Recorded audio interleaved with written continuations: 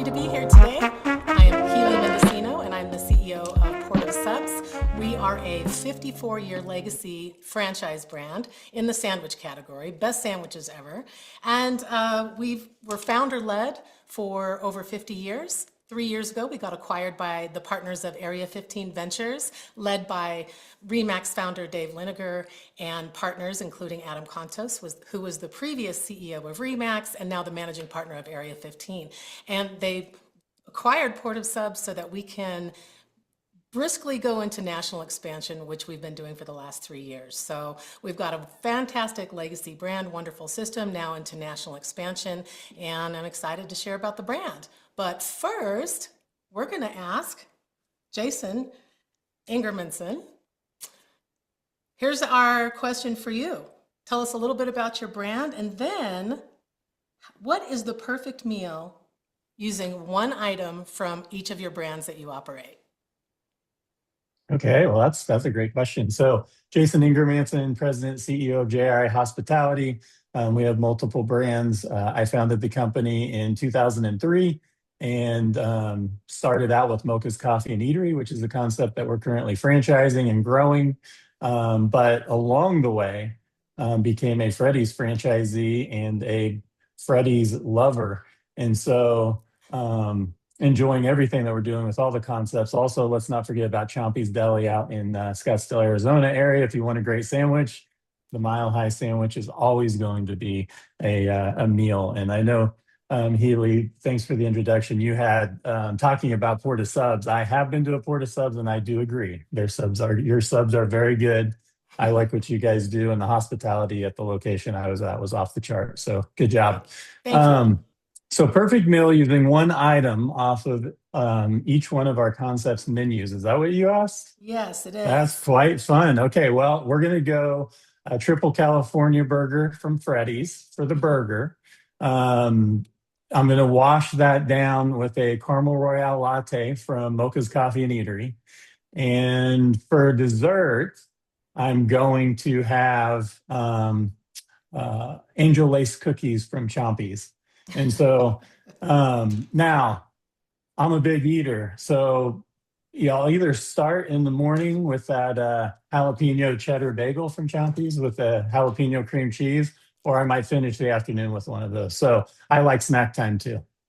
That's awesome. It's great that you cover every day part, including snacks. So That's right. You have an advantage with all those day parts. That's right. For your icebreaker question, as you talk about the menu and the subs that you have, so tell me a little bit about your favorite sub, and not only maybe your favorite sub on the menu, but let's talk a little bit about, we love to get creative and put all kinds of different things on our sandwiches that don't normally come on those in the restaurant industry. That's the fun part. So tell me a little bit about what your favorite sub on the menu is, but then also what you like to do to kind of jazz it up a little bit for yourself or others. All right, well, I have two answers to that. And one is my favorite and my go-to. As many of us do, we have one sandwich that we typically eat. And mine is our number 10, which is our deli chicken. Now, I change it up from our provolone, which is delicious, but I'm a fan of our smoky cheddar. So I switch it up to add some flavor with our smoky cheddar. Super delicious. We have mayo mustard mix, which has secret methodology to it, which is very delicious. So I put extra mayo mustard on. Now, that's my go-to sandwich on wheat. However, we had an LTO in Q1, which was the buffalo chicken melt on the peppercini pepper jack bread, which is also an LTO for us. Every quarter we switch our bread into something amazing. And so I said, you know what, I'm just going to order the LTO exactly how it is. I saw a picture of our own POP on the front of our new restaurant in Parker, Colorado, and I said, you know what, I'm going to try that. And it's a toasted sandwich, and it's now become my second favorite. So that was kind of fun to risk daring outside of my favorite sandwich into our LTO, and it was awesome. That's awesome. You talk about LTOs, man. Spicy and smoky and all of those different flavor profiles have just, been very, very dominant, it seems like, over the last couple of years. So not surprising that you said that, but at the same time, I like your style with the way that you change things up. That's awesome. And to your point about flavor, if you are a restaurant, your food should be delicious and have Absolutely. great options. And so, and thank you for the compliments. We think our food is delicious. Sadly, I've not had yours yet, but I've got it on the docket for your restaurant. And Scottsdale, we'll go to Chompy's and give that a whirl, and I'll let you know how that goes. Um, I'm Okay. I'm a little curious about your history with both Freddy's and with Mocha's because Mhm. you have achieved in your brand of Freddy's, your passion for Freddy's, as a multi-unit operator, you have grown beyond what is a magical milestone for franchisors, and you did that as a multi-unit operator.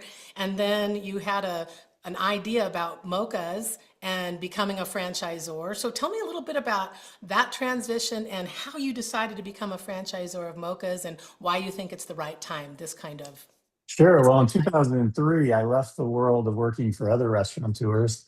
I learned a lot from them and got excited about one of the franchisees of Burger King that I had worked for. And the exciting piece and why I wanted to do something on my own was is I got the opportunity to see how rewarding and enjoyable it was to pass on my knowledge to other folks in the business and see them thrive and see them grow. And so the franchise system in my mind just naturally made sense because um, if we can create something that's magical, different, um, highly sought after, and if you add caffeine, addictive, then we've created something that we can help others maybe have an opportunity to franchise and have a successful business, just like the opportunity I had at Freddy's. So when I left the world of working for others in 2003 and started the world of working for my team in 2004, Mocha's was the first thing that we started. In fact, we launched it in 2005. And I had a shoestring budget, grew up on a small farm, so didn't have the opportunity to be probably where we needed to be in store one. I think the budget was about $35,000 on a loan I borrowed from my grandparents to get that started. So several years later, probably 3 or 4 years later, I was negotiating a acquisition of steakhouses. And lo and behold, the founder of the steakhouses started Freddy's. In fact, their dad was a World War II veteran who Freddy's is named after. And I got to meet them, and I always say I walked in to buy a chain of steakhouses and walked out a Freddy's franchisee. And at the time, there was only 10 Freddy's open nationally. So within 9 months, we had opened store number 17 in Salina, Kansas. And shortly after, the success of that store just down the road in Hayes, Kansas. And then it wasn't until 2020 where actually in 2019 we started construction because you'd never start anything in 2020 knowing what we know about 2020. But in 2019 we started construction on the prototype that we always dreamed about of that first brand Mocha's that we started, in 2004 is my first business, 2005. And we got to open that prototype, see the success. And we went to Wichita, Kansas, and now we're getting ready to open our third one there later on this month. And we're getting ready to also sign our second franchisee. So the Mocha's franchising journey actually had to wait 20 years because of my lack of resources when I got into the business. But with the success that I had as being a franchisee of Freddy's, and really the Freddy's founders giving me that opportunity to be a franchisee with little means at that point in time meant a lot. And so I made it a mission to create that opportunity for others. And that's the reason why we do it. That is awesome. So you can create a frictionless opportunity for your franchisees and others. It's as frictionless as possible. And we focus on that every day. Yes, we do too, for sure. That's awesome. Thanks for sharing that, and what an incredible journey. And yeah, I come to Port of Subs initially as a franchisee as well, and back in the olden days in 1997, and I became a multi-unit Port of Subs franchisee, and later went on to become a multi-unit operator for a national diner brand. 24 hours is nothing to sneeze at for sure. Wow. And so we share that piece of that in terms of that lens of being a franchisee and knowing what that's like to make decisions, and certainly uh, a big part of my decision making for our own brand. And Yeah, it's highly powerful, the value of being a franchisee and becoming a franchisor and representing from that franchisee seat what it is that they need, right? They do need direction and they do need systems because that's why they signed on. But what they really need is support, and they need us as leaders making good decisions to help them become more profitable and for their operations to be more profitable, which creates more opportunities in their community and for their teams, which is what I highly focus on in what we do every day. And it sounds like you have the same mentality and experience, so that's pretty awesome. Quick question for you as Sure. we think about operations and technology continues to become more and more relevant in what we do. Tell me a little bit how you look at technology, how you use technology, and what your focus is when making decisions on, either going with some or not going with some when it relates to introducing it to your franchisees. Yes, certainly technology is top of mind and we talk about it a lot. And what does that mean? We've made a lot of mistakes along the way in terms of trying platforms we thought were going to be fantastic. So we finally dialed it in through, the advancements we've had. And of course, AI is such a huge topic, obviously. So we started back in 2019, luckily for us, with focusing on our online ordering. That was a big focus for us and actually helped us through that time you just mentioned of Mhm. 2020 for us to bounce very quickly because we were already doing that. And so we've always been technology forward in our mindset. And a couple of the things we focused on, and you've got this, you've got a beautiful catering menu at Mocha's, and we love our catering. We have a vast catering menu, so exciting. Our 9-foot sub that we just launched Wow. has really taken off. And of course, we have 2-foot brownies and 2-foot brookies. So we get to deliver success in our brand through amazing food, which is really fun. We focused on our catering as our incremental sales for both increased sales and profitability for our franchise network and obviously the pleasure of our customers. And so technology becomes part and parcel to that opportunity. Our online platform launched the largest catering services portion of their platform just recently that's having huge benefits for us. But we also are focusing on the GEO, not just the SEO. And so many people took so long to master SEO, and many awesome platforms that can do that. But now with ChatGPT and Claude and Grok and Gemini and Copilot, all of this AI, and trying to really get our arms around what does that mean, and not just you go down that rabbit hole of AI. How do we really utilize that? And luckily, we've got a very young, talented marketing team, because marketing really is now technology. It's almost shifted from the IT department to the marketing department. And so we lean heavily into that. And they're all very young and very capable, a lot of talented people that we rely on to bring some of us older folks into the current age. And we've done that with, once again, focusing on GEO, because now our search engines and the searches are done through AI. So that's number one. And number two is there's been huge advancements recently with AI, and we're utilizing that. We're systems thinkers. We offer a system to our franchise network, as you spoke of just a while ago. So we are now in national scaling. And when you talk about scaling, it's so easy for people to say, "Oh my gosh, let's grow 50 units or 100 units." And then I say, "Okay, that's cool. We can do that, but we have to build the infrastructure and the technology piece to make that happen." Because I remind them, "Okay, 50 units, that's opening one a week." And then they go, "Oh my gosh." And so we take that very seriously. So we combine infrastructure building with AI, and we're really taking a hard focus on having AI do our entire systems analysis for our organization to help us more quickly, more rapidly than we can do just putting human beings through that process, so that we can be better. And what I share with the team a lot is we want to use technology and AI not so that we can get bogged down, but so we can be more efficient, have higher IQs as a person co-working with AI, so we can spend more time with the people, because that's the important part. And I was sharing that with the team. We need to spend more time with each other, more time with our franchisees. In our brand, we grow by regional developers. We want to spend more time with our regional developers and our communities. And somebody said, when I shared that, one of the team members said, "So basically AI can help us do the things that we don't really love to do anyway, so we can be with each other more." And I said, "You've got it." So Yeah, that's our that's a approach. good way to sum it up.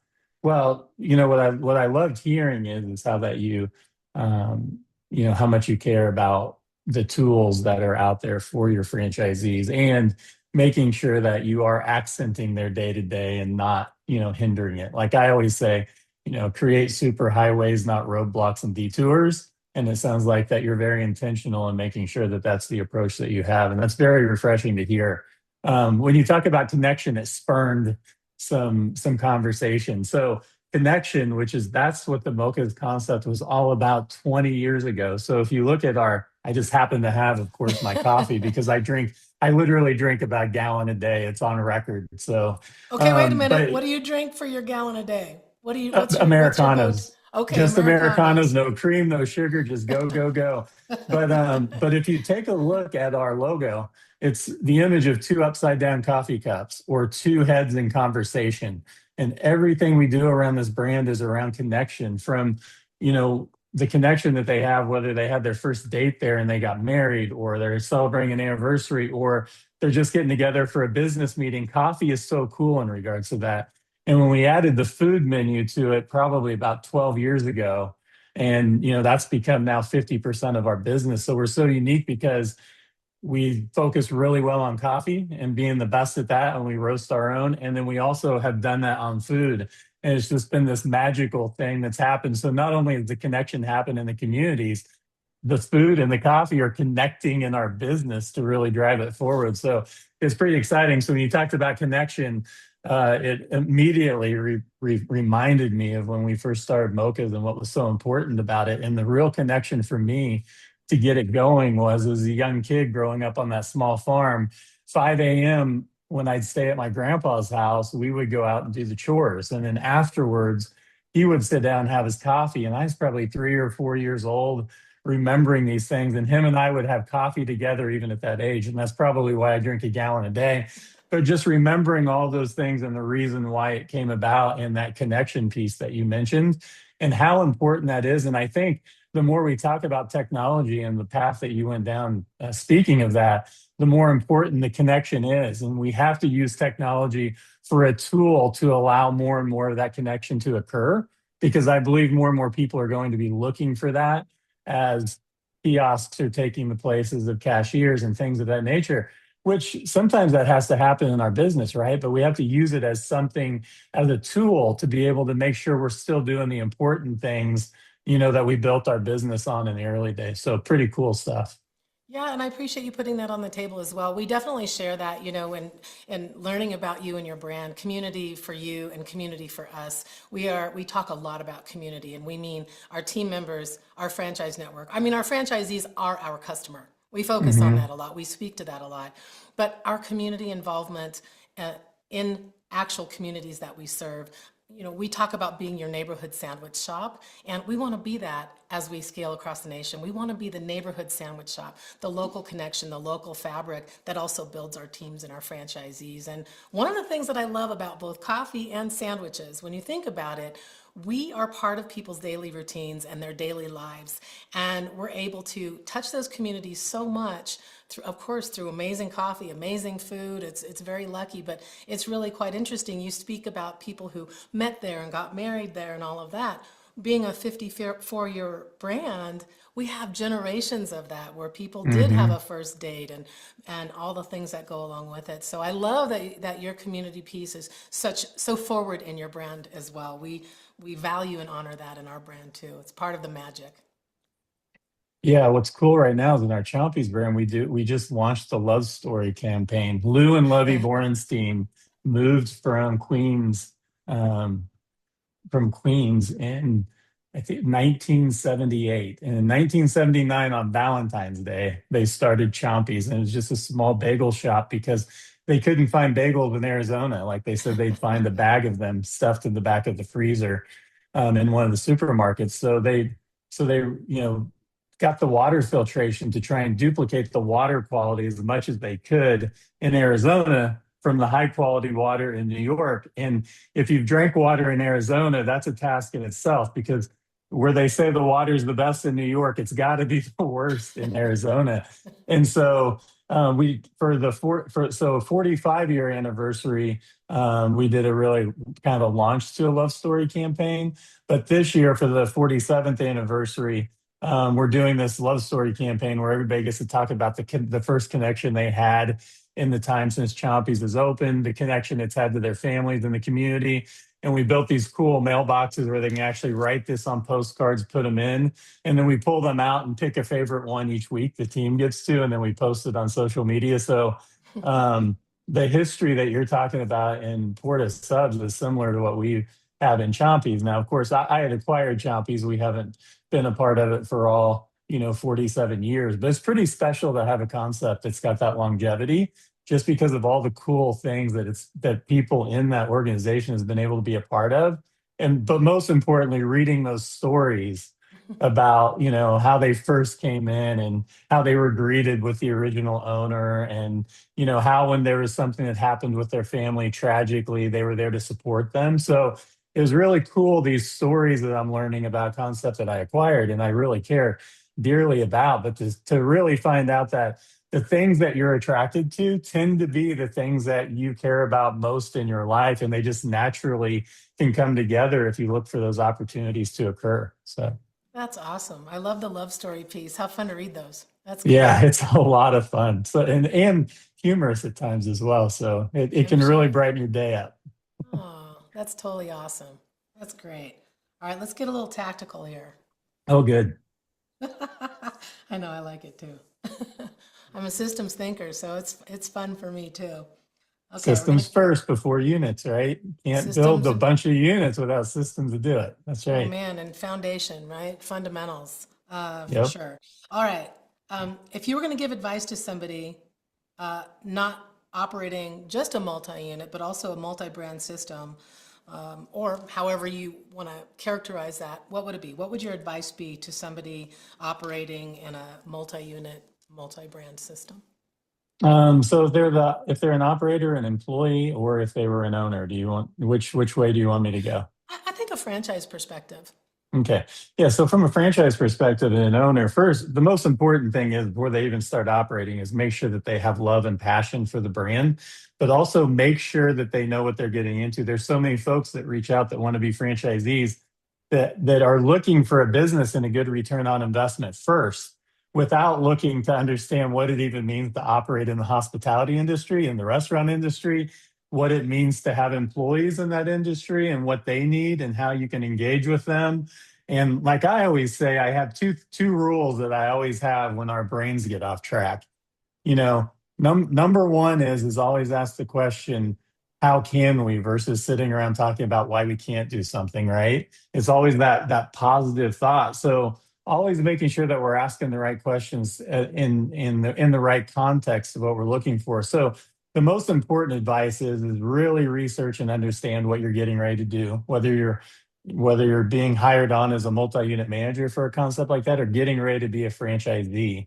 And then the advice is make sure that you do create systems. Even if the franchisor has systems, you've got to have your own systems. And you need them at store one. A lot of people think you don't need them until like store four or store five. You need those things squared away at store one. And that takes a lot of discipline because with one store, your talent can overcompensate for systems, right? But at store two and store three, it can't. And a bad system will win out over a great person over and over and over again because there's a system, there's something that everybody can reset their minds to in order to be successful. So, kind of following what I've read about you and what you focus on in building systems before building restaurants and growing is that you've got to have the passion, you got to have a love for what you're doing, you've got to be doing it for the right reasons, and you've got to understand that if you want to grow, you've got to have systems day one, and not systems just for checks and balances of equipment or maintenance or training, but development of your people to make sure that they are aligned with where you're going and where does your growth cross lines with where they want to be from an opportunity standpoint, and how can we make sure they're ready to seize that opportunity when it's time to grow. So when we go to store five, store six, store 20, we've got the people pipeline, all ready to say, yeah, let's go. I've waited for this opportunity for years and years. It's finally arrived. I'm ready. The company's ready. Let's go add fuel to the fire and go, go, go. So that would be my advice, direction, and a lot of what I spend my time on with people right now, helping them to understand and be the best. So, That's awesome. You unpacked a lot. You really yes, did. And which is I amazing. always try and answer 20 questions with one answer. You did that effectively. I love when you talk about people should know what they're getting into, and especially in restaurants. And I tease a lot because I come from commercial real estate and development and so on, which is very officey. I'm an office person, right? An administrative person. And so when you're very officey and you enter into a restaurant opportunity for people who've never done that, it's a very different world and a very different environment. Now, you're a restaurateur who became administrative through that process, which is Hmm. very different, perhaps. And Hmm. I love that you say, first of all, have love and passion for the brand. Otherwise, on those hard days, you're not going to want to do that. But I agree with you totally, and understand what you're getting into in a restaurant. They are so rewarding, they are so special, magical, and fun. But they move quickly, and I think people misunderstand that because when you go to a restaurant that's really humming with a great team and operating properly, they make it look easy, just like any Hmm. professional. And so we have that same conversation about know what that is, have passion for the brand, have passion for the community, the food, how we can serve others, and so on. But understand the fastness of a restaurant and hospitality, because everything I say, it's kind of like having a toddler that's never going to grow up to a certain extent. Uh, Yes. you know, Yeah, well, when I'm teaching and developing people, I always ask them a question. I said, "Hey, everything's going really well today." I said, "What do we need you for?" And I do that not to say we don't need you, right? But I want to hear what their answer is. What is it that you do when things are going well, right? And they say, yeah, but sometimes there's a store that's broken and that's when they need me. And I said, but you're thinking the wrong way. Remember how can we versus why we can? I said, you have to watch a great store that's operating and ask yourself, why is this occurring? Why is it running so well? What are the key ingredients that are allowing this to happen? And then your job and responsibility is to make sure we don't ever have a broken one because we're reinforcing those things. So it's always fun developing because you know experience is one of those things you can't write a check for. And so it's so fun with young people thinking about how their minds work and also remembering when I was that age, my mind thought that way as well, right? Oh, yeah, when something's broke, I can be the fireman and go put the fire out because it feels good sometimes, right? It's not as, that's a little bit more glamorous in the moment than just, you know, reinforcing that everything's going well when we're young. As we get experienced and get older in the industry, we realize no, it's a real success when you don't ever have any broken ones because you keep reinforcing the things that make you great. So that's that's been awesome. really fun. That's awesome. The other thing that you mentioned that's so important, I love that you said the franchisor has systems. That's why you buy a franchise. Part of the reason you buy a franchise Hmm. are those systems. Make things as frictionless as possible, but also and fun. But I love that you put forward that franchisees have to have their own systems as well. And we can guide, we can teach, but I love that level of not only accountability, but the responsibility that you have for your own side of things because it might be different than another franchisee does it. So I just love that you put that on the table of it's a different way of thinking about it that we try to put forward uh, with our franchisees. And especially not everybody is a systems thinker. Some people they don't, they just want you to give them the instruction and to be able to go effectuate that. But I love that when you say whether it's 2 or 4, don't do 4, do 3 or 5. Don't get stuck in That's number right. 4. That's right. Four is not good. But anyway, but I love that you say you're 20 or more because you've Mhm. been there and you have Yeah. that experience that you can lend to your system, which is cool. Well, I would say frictionless happens because we remove distractions, right? I mean, that's the thing that systems are supposed to be built for, right? We have one mission if we always think about it in the hospitality industry. It's how can we best connected with our team for their benefit, development, and growth and opportunity, and also be there for our guests and interactive, right? Everything else that happens outside of those two things are distractions. Now, there's some distractions Yeah. that are required there's a lot of distractions that aren't required. And so each and every day when we talk about systems and we talk about a new system, right? New system always piques my ears because I always wonder, do we need a new system or are we just not using something we already have? So first question, right? And then the second question is okay, new system, how are we communicating that? How are we leading? How are we teaching it? And is it removing distractions to keep that frictionless environment in place? That's great. I love the word frictionless. I love it too. Frictionless is a great word. Okay, that's awesome.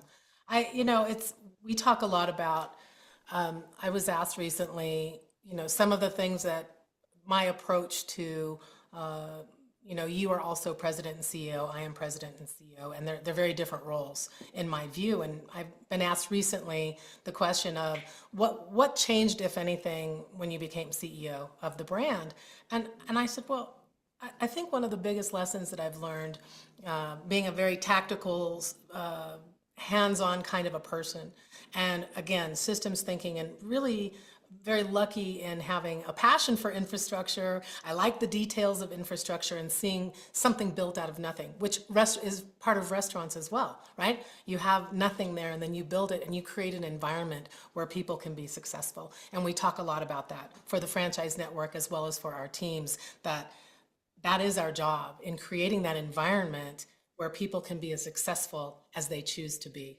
And we take that very seriously. And the other thing that I've shared with a lot of people and gotten a lot of positive feedback is whatever level of leader you are in your life, in your organization, in your community, is that there's, I think, a mentality that you have to be perfect when you're the leader. And no one can be perfect and no one can make all the right decisions. And I think the more important conversation to share for leaders of every type is that making decisions, taking responsibility for making decisions, caring about the people. We talk about people first. In our brand, we live by our 3 Ps, which is people first, performance driven, you have to perform, and purpose led.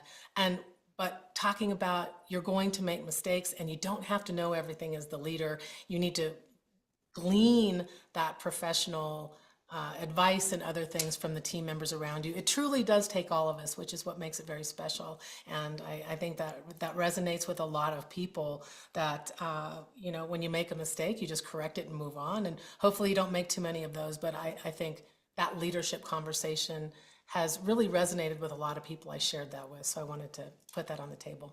Yeah, that's very good. Yeah, like you said, being president and CEO, what does that CEO mean?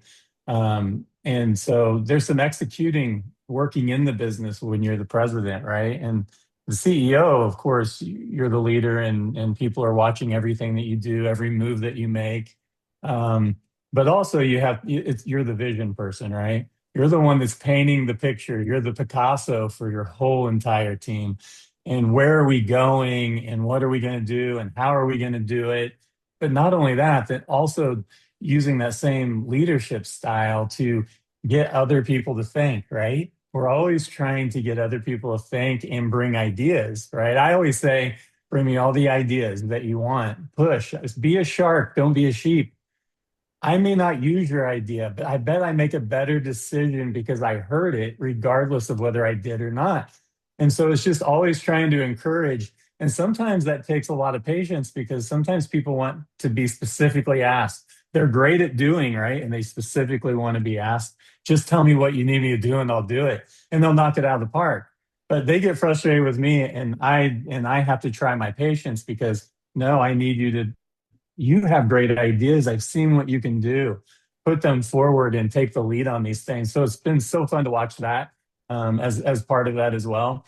What's your platform for that? What's the platform for somebody bringing you ideas, for example? Because, in certain environments, if there's too many people around, people can get a little bit, even when there's trust amongst the team, people can get very shy about that. Or what is your platform for them bringing ideas to you, the team? Well, I like to introduce it in the group setting, and then I like to dive into it a little bit more in the one-on-one setting with the direct reports. So, like you said, they don't always want to speak up in front of others, right? Because they're scared or fearful, or someone might think that's a bad idea.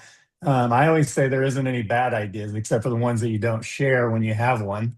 And then the other thing is that the one-on-ones is where it really gets fun, and you're always trying to stimulate.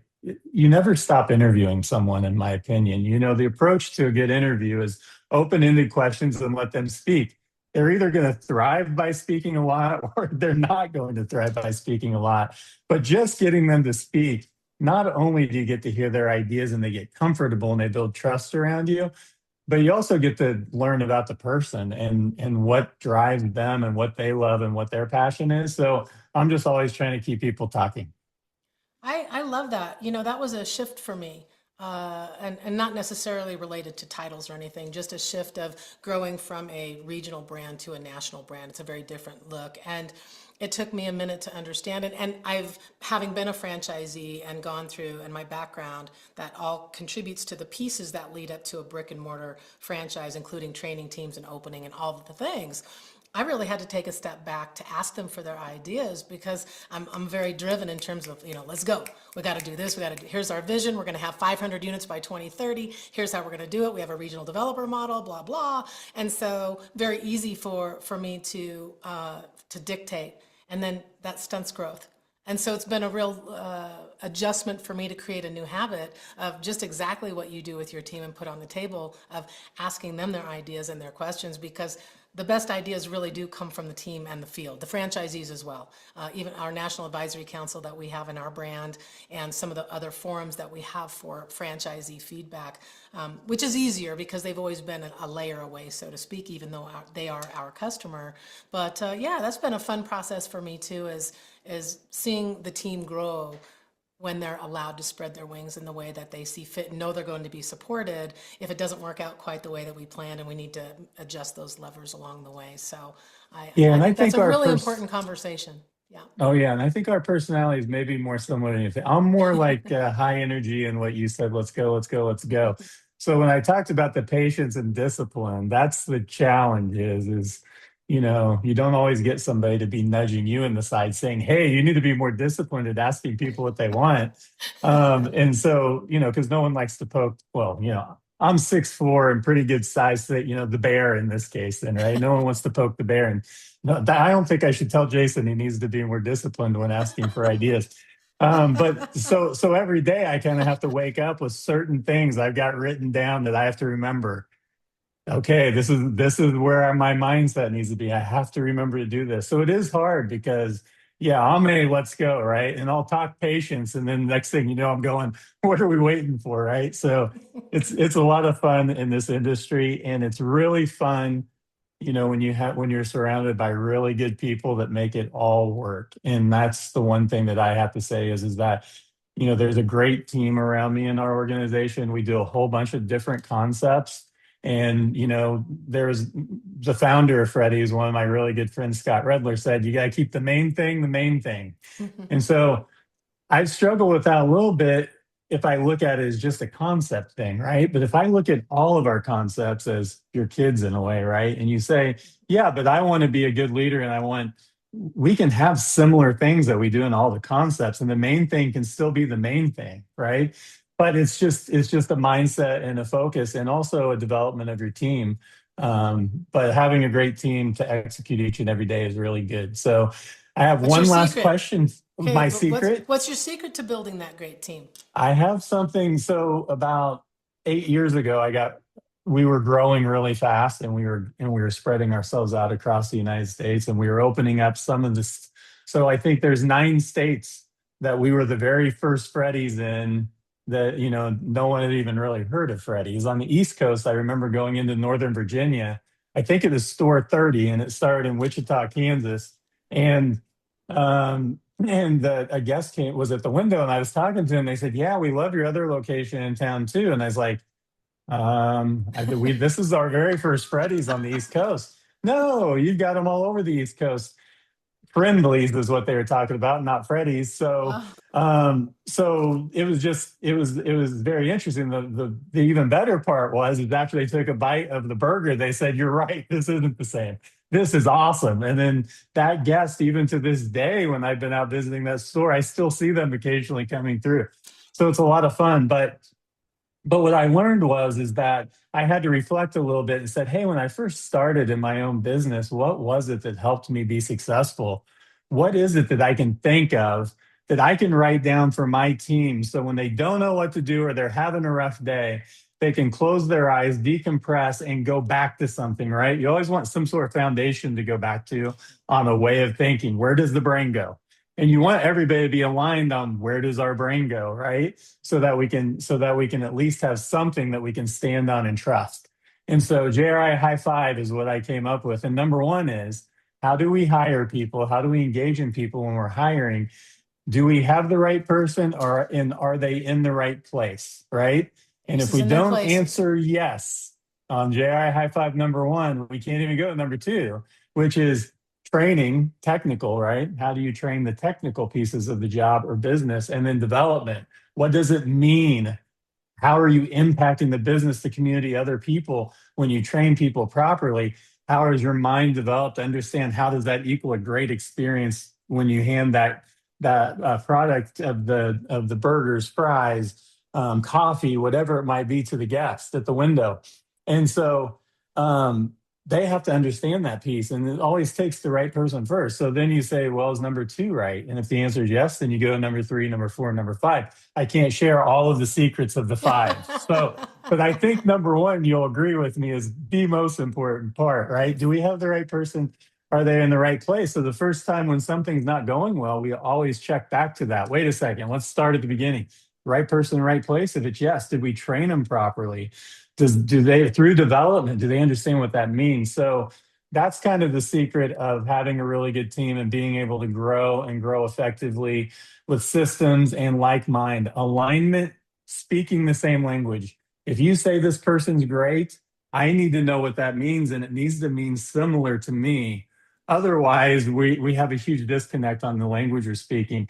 And the more spread out you get in order to grow, the more important those things become, as I'm sure you're well aware of in the job that you're doing in growing your brand.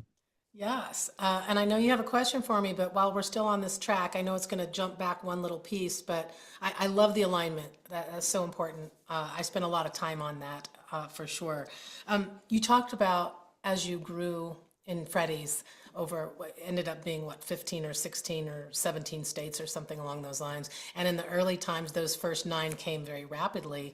Tell me about what helped make you successful in a brand new market where you had, you know, moderate royalty income. Well, you were the franchisee at that time, so let me Mhm. recraft that. Moderate marketing dollars for the new markets, and how did you, as a franchisee and multi-unit franchisee, almost like a mini franchisor, really, Mhm. how did you deal with and become successful in brand new markets? Local store marketing 101. I'm telling you, as many of those new states that we went into, I'm not going to say I'm an expert in it, but I sure feel like I am, because it's about what do we have. So we always want business as being business owners, right? But we don't. Sometimes we don't ask the right question. What are we bringing to the table for this community that we're going to open up in, right? So we would be out looking for schools that needed their playground equipment painted, and we would go out with a team in our Freddy's uniforms, and we would go out and paint playground equipment. We'd That's bring them awesome. burgers and fries. We would do business lunches. We would go out to businesses and say, hey, we're new to the community. Our burgers and fries are the best you've ever had. Come out and come to our restaurant, because you can take food out all you want with local store marketing, but what are we trying to do is get the guest into our buildings, because we're trying to create a habit, right?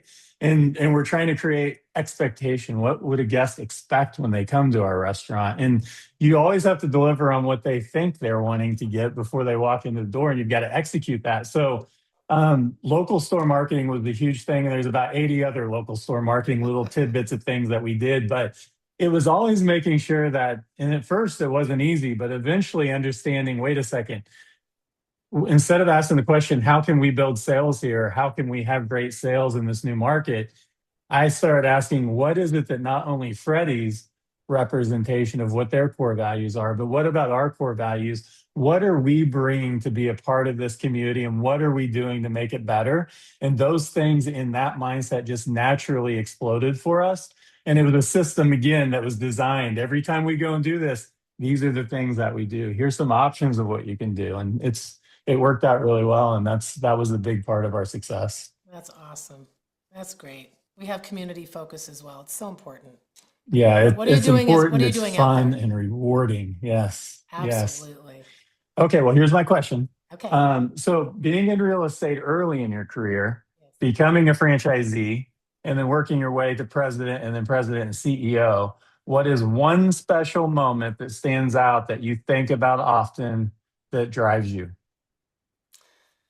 Um,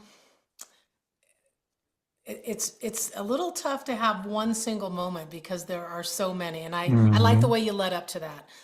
I've that journey has been so important in terms of I think there's not one wah moment for me. It's really a combination of.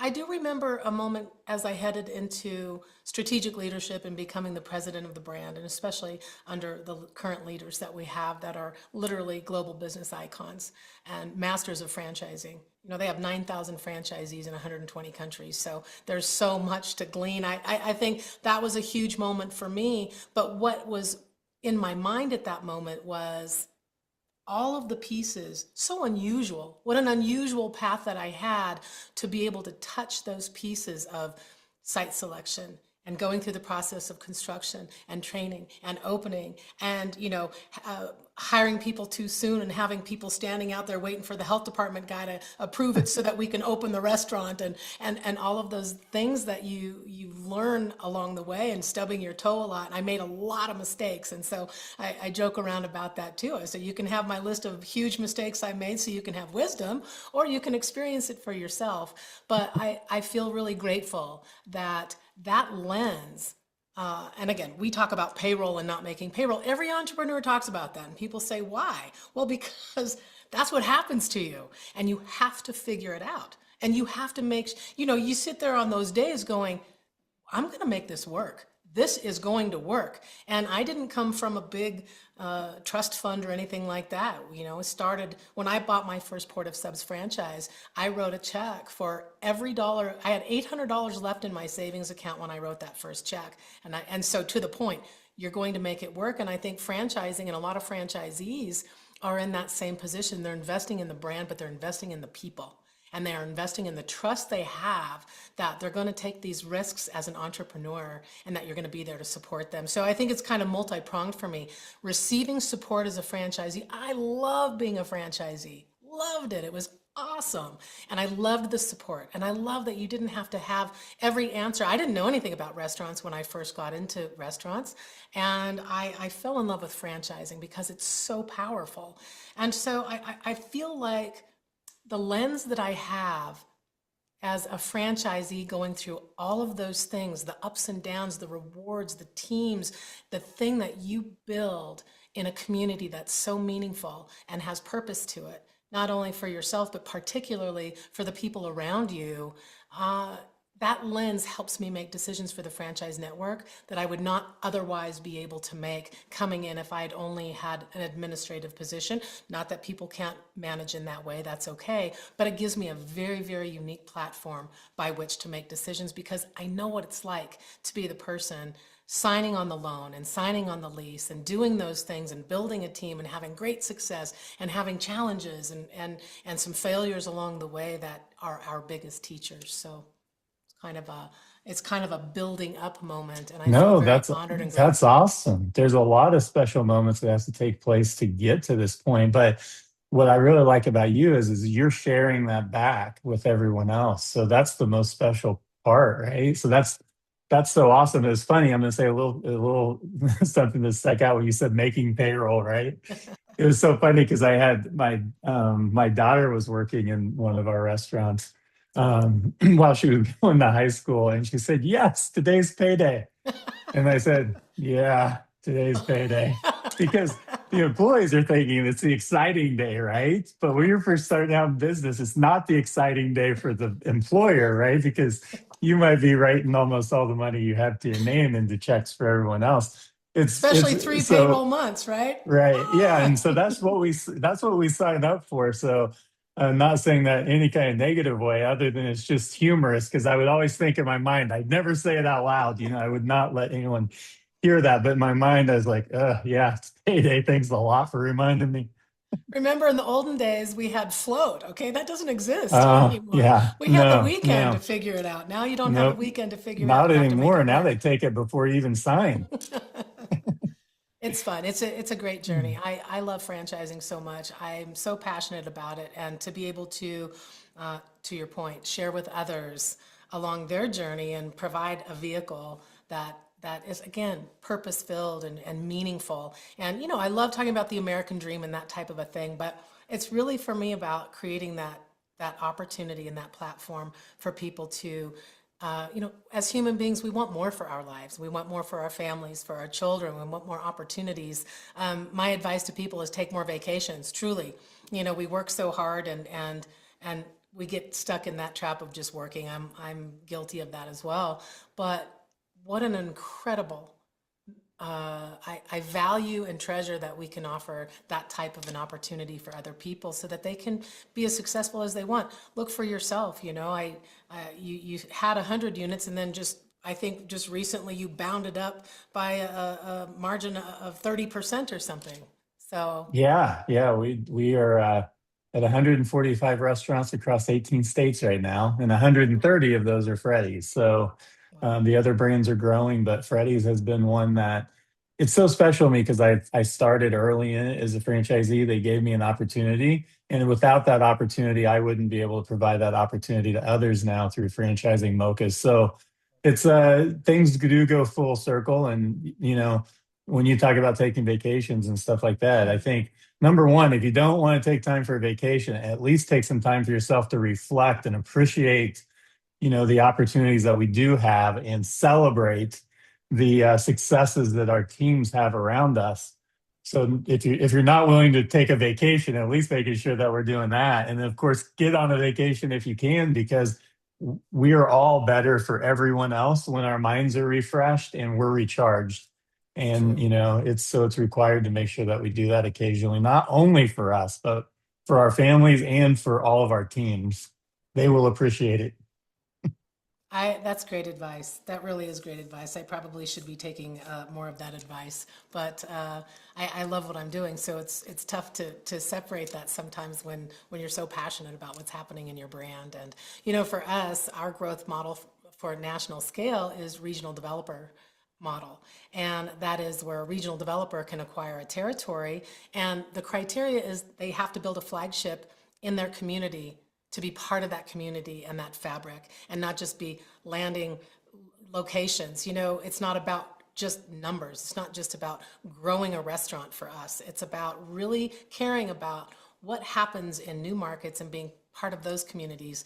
You talk about painting the playgrounds and so on, and helping those people build a network of franchisees underneath them, so that they too so we can duplicate what not only for our brand growth, but also to provide opportunities all across the board for entrepreneurs, for team members, for leadership, and to create generational wealth and all the things that franchising does. So for us, that's where we are with that community focus, and it feels really great. And we'll have about 13% growth this year, and on into significant double-digit growth next year. It's not for the faint of heart, but it is quite an incredible moment for the brand. Well, I really love your regional growth model. I think it does a lot of good things. It keeps everybody aligned and drives them towards the same goal. And it's accountability and responsibility to help. If you've signed up if you're a regional franchisee and you signed up a franchisee under you, I mean, you should feel obligated to that they're going to be successful, and so and vice versa, right? So it's a really cool concept, regional franchising, and it's something that I've thought about historically, but even more so as I've read that's how you guys grow, and also talking about your story. The one thing I have to tell you though is I'm getting low on coffee. So do you have any last minute questions for me before I just kind of close with a couple of statements I'd like to make about our conversation? No, No, go. I think it's great. This has been a wonderful conversation and a lot of good sharing, and hopefully people who are listening can glean some value and a few ideas for their own brands as we all lift in the franchise world. Well, it's been a pleasure for me. You're knowledgeable about what you're doing. You're very focused on supporting other people and your franchisees.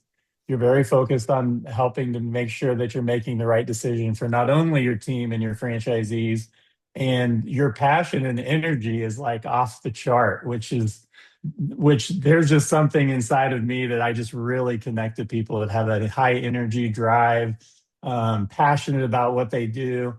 And I know that your success is going to continue over the years to come. Just keep doing what you're doing, and I think great things are going to continue to happen. It's been a pleasure.